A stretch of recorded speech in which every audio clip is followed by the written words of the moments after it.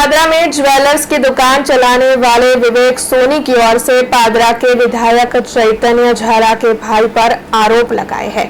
दरअसल विवेक सोनी की ओर से पत्रकारों के साथ बातचीत करते हुए ये आरोप लगाया है कि विधायक चैतन्य झाला के भाई की ओर से उन्हें पीटा गया है।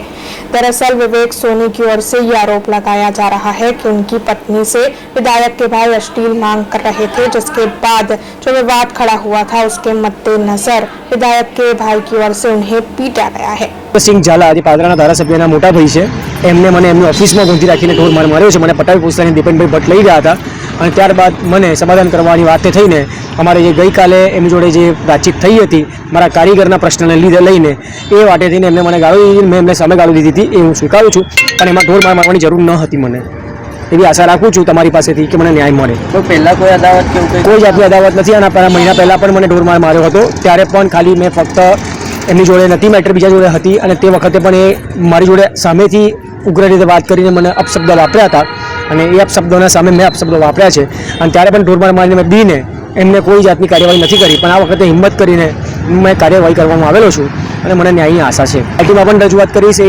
100% ચોક્કસથી વાત છે। હું ડીએસપી સાહેબને પણ અરજી કરીશ, સીઆર પાટીલ સાહેબને પણ અરજી કરીશ, પોતે જાતે જઈને હું અરજી કરીશ। अब खबरों से लगातार अपडेट रहना हुआ आसान।